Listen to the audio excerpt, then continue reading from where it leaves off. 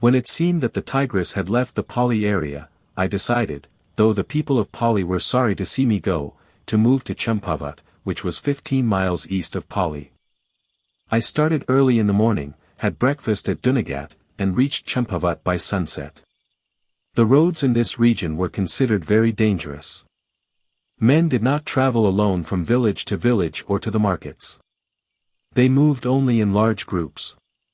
After we left Dunagat, men from nearby villages joined my group of 8, and by the time we reached Champavat, we were 30 men together. Some of the men who joined us had been in a group of 20 men who had gone to Champavat 2 months earlier. They told me a very sad story. They said, "For a few miles before reaching Champavat, the road runs along the south side of a hill. It is about 50 yards above the valley and runs parallel to it. 2 months ago, 20 of us were walking to the Champavat market around midday.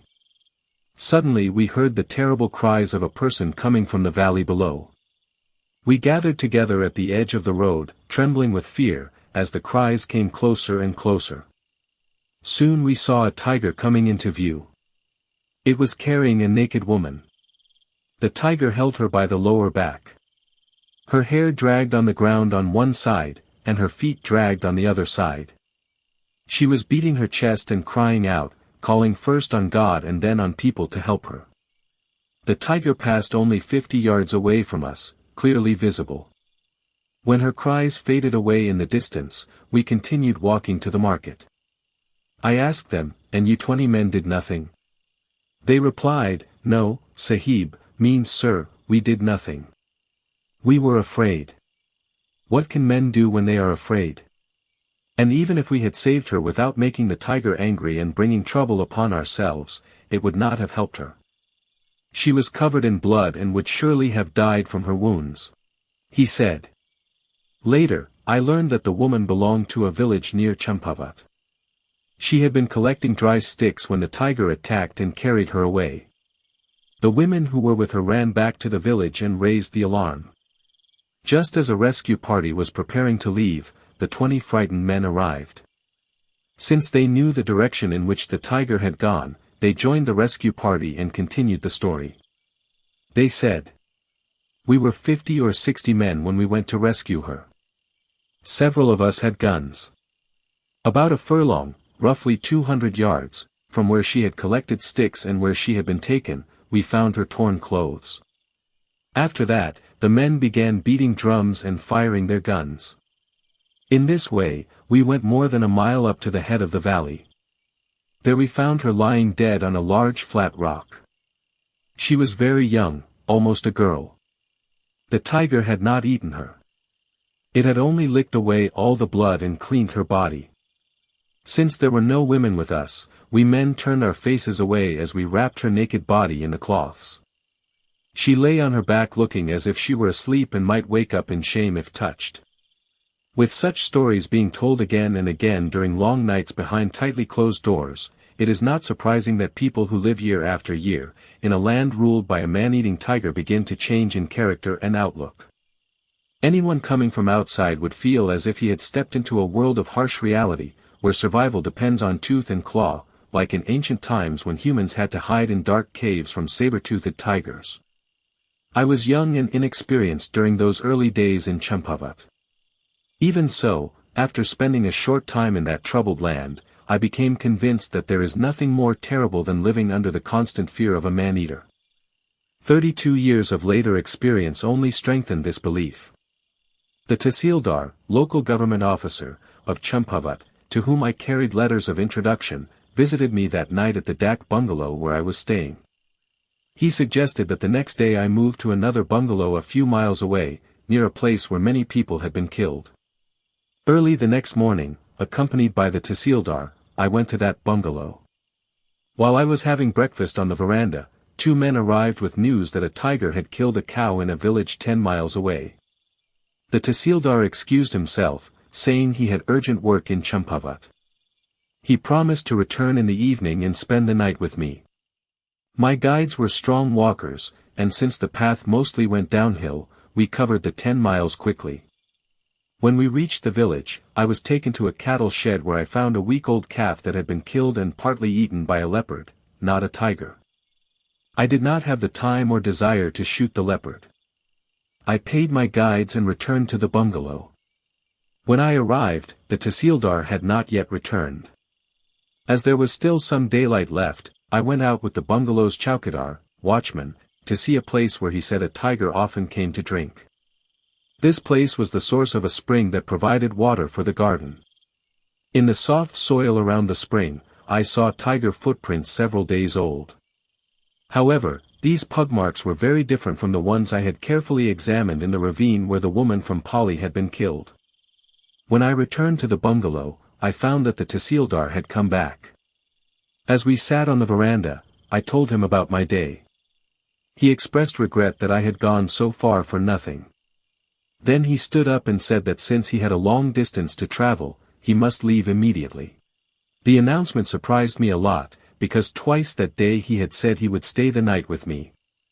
I was not worried about him staying or leaving, I was worried about the danger he was taking. But he did not listen to any of my arguments.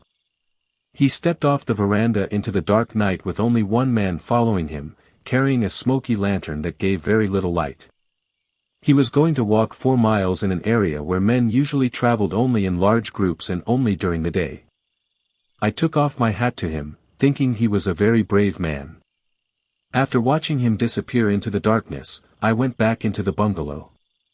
I have a strange story about that bungalow, but I will not tell it here, because this is a book of jungle stories, and stories about the supernatural do not fit well with such tales. The next morning I spent my time walking around the large fruit orchard and tea garden. I also had a bath at the spring. Around midday, the Tahsildar returned safely from Champavat, which made me feel very relieved. I was standing with him, talking and looking down a long sloping hill. At the bottom was a village surrounded by cultivated land. I saw a man leave the village and start climbing up the hill toward us.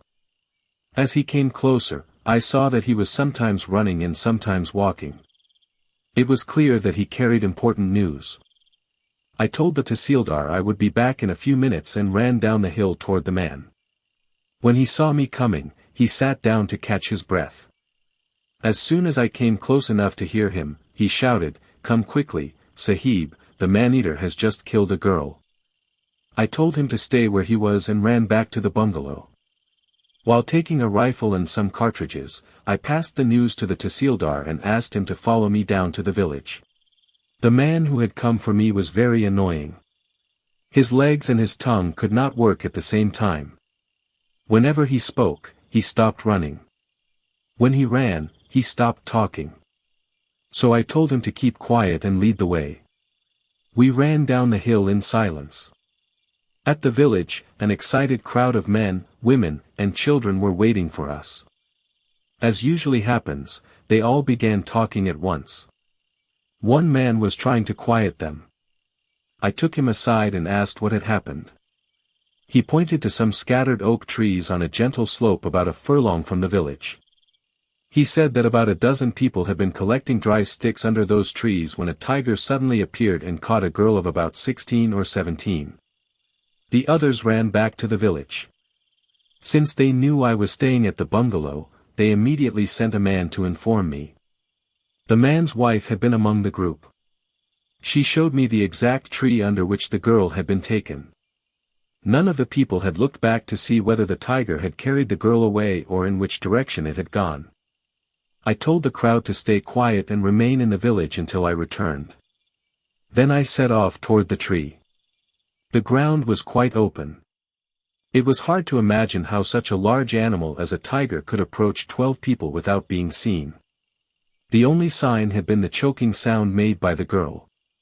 The place where the girl was killed was marked by a pool of blood. Nearby, in bright contrast to the red blood, lay a broken necklace of bright blue beads that she had been wearing.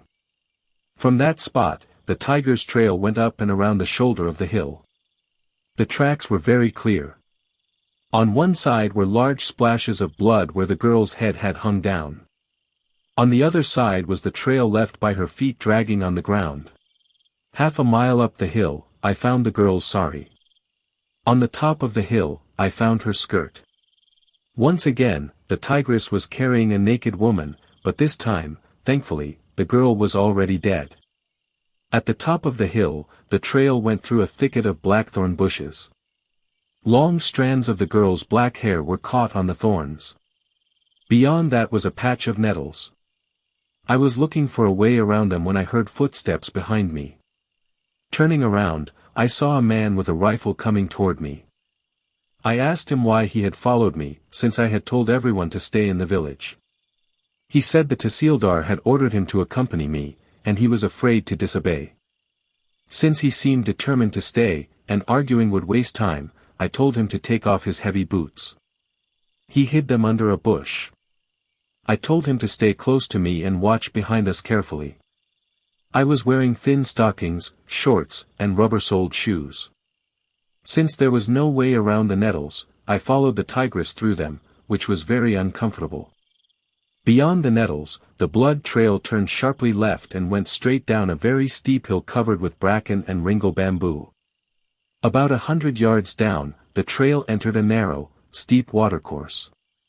The tigress had gone down it with difficulty, as shown by the disturbed stones and earth. I followed this watercourse for 500 or 600 yards. My companion became more and more frightened. Many times he grabbed my arm and whispered in a tearful voice that he could hear the tiger, either on one side, the other, or behind us. Halfway down the hill we came to a tall rock about 30 feet high. By now, the man had had enough of man-eater hunting. I told him to climb the rock and stay there until I returned. He gladly climbed up and signaled that he was safe. I continued down the watercourse. After passing the rock, it ran straight down for about 100 yards and met a deep ravine coming from the left. At the meeting point was a small pool. As I approached, I saw patches of blood on my side of the water. The tigress had carried the girl down to this spot, and my approach had disturbed her while she was eating. Splinters of bone were scattered around. Deep pug marks were filled with discolored water. At the edge of the pool was something that had puzzled me earlier. Now I saw it was part of a human leg. In all the years I later spent hunting man-eaters, I never saw anything as pitiful as that young, beautiful leg. It had been bitten off just below the knee, as cleanly as if cut with an axe. Warm blood was still dripping from it. While I was looking at the leg, I forgot about the tigress. Suddenly I felt I was in great danger. Quickly, I planted the butt of my rifle on the ground and put 2 fingers on the triggers. As I lifted my head, I saw some loose earth roll down from the top of a 15-foot bank in front of me and fall into the pool. I was new to man-eater hunting. Otherwise, I would not have exposed myself in such a way. My quick action in pointing the rifle upward may have saved my life. When the tigress either stopped her attack or turned to escape, she had knocked down the earth from the bank. The bank was too steep to climb normally. The only way was to run at it. I went a short distance up the watercourse, then sprinted down, jumped across the pool, and climbed up the other side. I grabbed a bush and pulled myself onto the bank. A patch of bent plants showed where the tigress had recently passed. A little further on, under a rock, I found the place where she had left her kill when she came to look at me. Her tracks, as she carried the girl again, led into a large area of rocks. It was very dangerous ground. Cracks and holes between the rocks were hidden by ferns and vines. A wrong step could easily break a limb and would have been fatal. Because of this, I had to move slowly. Meanwhile, the tigress was taking advantage of the delay to continue eating. Many times I found places where she had rested. After each rest, the blood trail became stronger. This was her 436th human victim. She was used to being disturbed by rescue parties, but this was probably the first time someone had followed her so closely. She began to show her anger by growling. To truly understand a tiger's growl, one must be in such a situation, rocks all around, thick vegetation everywhere, and the need to test every step carefully to avoid falling into hidden holes. If you read this at home by your fireplace, you cannot imagine how I felt. The growling both frightened me and gave me hope. If the tigress became angry enough to attack, it would give me a chance to kill her and end the suffering she had caused. But the growling was only a warning. When she realized it was not scaring me away, she stopped. By now, I had been following her trail for more than 4 hours. Although I had often seen the bushes moving, I had not seen even a single hair of the tigress. Looking at the shadows climbing the opposite hillside, I realized it was getting late. I needed to return to the village before dark. The girl had been a Hindu, and part of her body was needed for the cremation. So when I passed the pool again, I dug a hole in the bank and buried the leg where it would be safe from the tigress and easy to find later. My companion on the rock was very relieved when he saw me return. My long absence and the growling he had heard made my companion believe that the tigress had killed someone else. He admitted honestly that his main problem was how he would return to the village alone. While we were climbing down the watercourse earlier, I had thought there was nothing more dangerous than walking in front of a nervous man carrying a loaded gun. But I changed my opinion when, while walking behind him, he slipped and fell. I saw that the muzzle of his gun, a converted .450 rifle without a safety catch, was pointing in a very dangerous direction. From that day onward, except when I was with Ibbotson, I made it a strict rule to hunt man-eaters alone. If your companion is unarmed, it is difficult to protect him. But if he is armed, it is even more difficult to protect yourself. When we reached the top of the hill, where the man had hidden his boots, I sat down to smoke and think about my plans for the next day. The tigress would finish the rest of her kill during the night. The next day she would certainly lie among the rocks. On that ground, there was very little chance of my being able to stalk her quietly. If I disturbed her without getting a shot, she would probably leave the area, and I would lose track of her. Therefore, the only thing to do was a beat, if I could gather enough men. I was sitting on the southern edge of a great bowl-shaped area surrounded by hills. There were no houses in sight. A stream came in from the west and had cut a deep valley across the whole area. To the east, the stream had struck solid rock and turned north, leaving the amphitheater through a narrow gorge. The hill in front of me rose about 2,000 feet high. It was covered with short grass, with a few pine trees scattered here and there. The hill to the east was so steep that only a mountain goat could climb it. If I could collect enough men to stand along the entire ridge from the stream to the steep hill, and get them to drive the tigress forward, her most natural escape route would be through the narrow gorge. It would be a difficult beat. The hillside facing north, where I had left the tigress, was thickly forested and about 3/4 of a mile long and half a mile wide. But if the beaters followed instructions, there was a fair chance I could get a shot. The Tahsildar was waiting for me in the village. I explained the plan and asked him to collect as many men as possible. I told him to meet me at the tree where the girl had been killed at 10 o'clock the next morning. He promised to do his best and left for Champavat, while I climbed back up to the bungalow. I woke at dawn the next morning. After a heavy meal, I told my men to pack up and wait for me at Champavat. Then I went down to inspect the ground again. I found nothing wrong with my plan. An hour before the meeting time, I reached the spot where I had asked the Tahsildar to meet me. I knew it would be difficult for him to collect the men. The fear of the man-eater had spread deeply through the countryside. It would take more than gentle persuasion to make men leave their homes. At 10 o'clock, the Tahsildar arrived with just one man. After that, men began to come in small groups, 2, 3, 10 at a time, until by midday there were 298 men. The Tahsildar had told them he would ignore unlicensed guns and would even supply ammunition if needed. The weapons they brought looked like something from a museum. After the men gathered and received their ammunition, I took them to the top of the hill where the girl's skirt still lay. I pointed to a pine tree on the opposite hill that had been struck by lightning and had no bark left. I told them to line up along the ridge. When they saw me wave a handkerchief from under that pine, those with guns were to fire them. The others were to beat drums, shout, and roll rocks downhill. I told them clearly that no one was to leave the ridge until I returned and personally collected them. When I was sure everyone understood, I set off with the Tahsildar. He said he would be safer with me than with the beaters, whose guns might burst and cause injuries.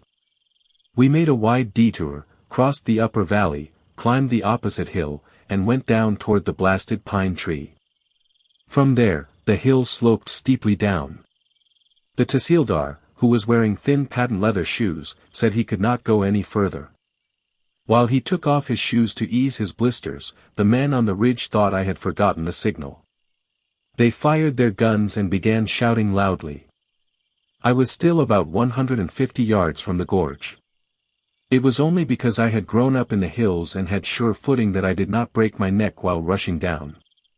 Near the mouth of the gorge, I saw a patch of green grass. There was no time to look for a better place, so I sat down there with my back to the hill I had just come down. The grass was about 2 feet high and hid half my body. If I stayed perfectly still, there was a good chance I would not be seen. In front of me was the hill being beaten. The gorge, which I hoped the Tigress would use, was behind my left shoulder. The ridge had become complete chaos. Guns were firing, drums were beating, and hundreds of men were shouting. At the loudest moment, I saw the Tigress running down a grassy slope between 2 ravines to my right front, about 300 yards away. She had not gone far when the Tahsildar, from under the pine tree, fired both barrels of his gun. Hearing the shots, the Tigress turned and ran back the way she had come. As she disappeared into thick cover, I fired a desperate shot after her. The men on the ridge heard the 3 shots and naturally thought the Tigress had been killed. They fired all their guns and gave a great shout. I held my breath, expecting to hear screams from the ridge when the Tigress reached it. But suddenly she came out of cover to my left front, jumped across the stream, and ran straight for the gorge. I shot second round. When the Tigress suddenly stopped, I thought my bullet had gone over her back and she had stopped because her escape route was blocked. In fact, I had hit her, but too far back. She lowered her head and half turned toward me, giving me a perfect shot at her shoulder at less than 30 yards. I fired again. She flinched but did not fall. She stood her ground with her ears flat and teeth bared. My rifle was now empty, and I had no more cartridges. I had brought only 3, thinking I would not need more than 2 shots. The third was for an emergency. I sat there with my rifle, wondering what I should do if she charged. Fortunately, the wounded Tigress did not attack. Very slowly, she turned, crossed the stream, climbed over some rocks, and reached a narrow ledge that went diagonally up a steep cliff. At the end of the ledge was a large flat rock. Where the rock met the cliff, a small bush was growing. The Tigress went there and began stripping its branches. I shouted to the Tahsildar to bring me his gun. He shouted back a long reply, but the only word I understood was, "feet." I left my rifle and ran up the hill, grabbed the gun from him, and rushed back. As I neared the stream, the Tigress came out onto the flat rock toward me. When I was about 20 feet away, I raised the gun and saw, to my horror, a gap between the barrels and the breech. The gun had not burst earlier and probably would not now, but there was a risk of being blinded by the blowback. Still, I had to take the chance. I aimed the large bead sight at the Tigress's open mouth and fired. Either I moved slightly or the gun was inaccurate. The bullet missed her mouth and struck her right paw instead. Later, I removed the bullet from the paw with my fingernails. Luckily, she was already dying. The blow on her paw made her stumble forward. She collapsed with her head hanging over the edge of the rock.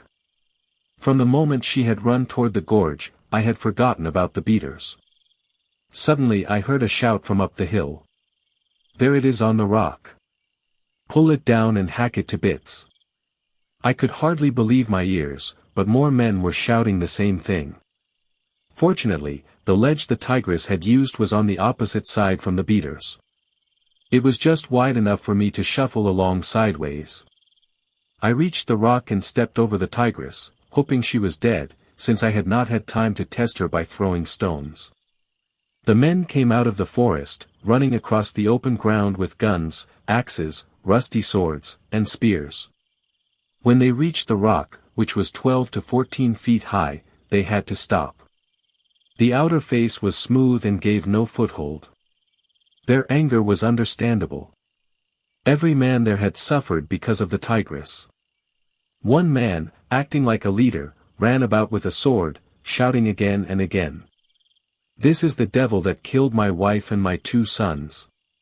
As often happens with crowds, their excitement died down suddenly. To the credit of the man who had lost his family, he was the first to drop his weapon. He came near the rock and said, "We were mad, Sahib, when we saw our enemy. But now the madness has passed. Please forgive us." I removed the unused cartridge from the Tahsildar's gun, laid the gun across the tigress, and lowered myself down by my hands. The men helped me to the ground. When I showed them how I had reached the rock, they carefully lowered the tigress and carried her to an open space where everyone could see her. When the tigress had stood on the rock looking at me, I had noticed something wrong with her mouth.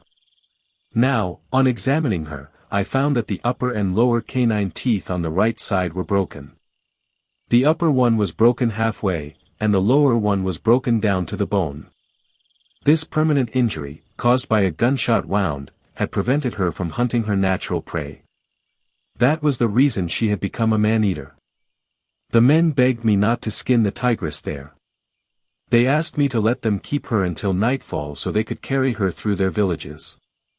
They said that if their women and children did not see her with their own eyes, they would never believe that their terrible enemy was truly dead. 2 small trees were cut and placed on either side of the tigress. Using turbans, waistbands, and loincloths, the men tied the tigress carefully and securely to the saplings. When everything was ready, men lifted the saplings. They moved toward the base of the steep hill. The men preferred to carry the tigress up this hill, because their villages lay on the other side. They did not want to climb the thickly forested hill they had just beaten. To climb the steep hill, they made 2 human ropes. This was done by each man gripping the waistband or clothing of the man in front of him. When they felt the ropes were strong enough, they attached themselves to the saplings carrying the tigress. Men stood on either side, holding the feet of the bearers and helping them get a foothold. Slowly, the procession climbed the hill. It looked like an army of ants carrying a beetle up the face of a wall. Behind the main group was a smaller group carrying the Tahsildar. If the human ropes had broken at any point during that 1,000-foot climb, the casualties would have been terrible. But the ropes held. The men reached the top of the hill and began moving eastward, singing as they went on their victory march. The Tahsildar and I turned west and headed toward Champavat. Our path followed the ridge. Once again, I stood among the blackthorn bushes where long strands of the girl's hair had caught on the thorns. For the last time, I looked down into the amphitheater where the hunt had taken place. On their way down the hill, the beaters had found the girl's head. A thin column of smoke rising straight up from the mouth of the gorge showed where her relatives were performing the final rites. They were doing this at the very spot where the tigress had been shot. After dinner, while I was standing in the courtyard of the Tahsil office, I saw a long line of pine torches moving down the opposite hillside. Soon, the sound of a hill song, sung by a large crowd of men, floated through the still night air. About an hour later, the tigress was laid down at my feet. It was difficult to skin the animal because so many people crowded around. To make the work shorter, I cut off the head and paws from the body but left them attached to the skin to deal with later. A police guard was then placed over the carcass. The next day, when people from all the nearby areas had gathered, the body, legs, and tail of the tigress were cut into small pieces and distributed. These pieces of flesh and bone were used to make lockets that hill children wore around their necks. People believed that adding a piece of tiger to the other charms would give the wearer courage and protect them from attacks by wild animals.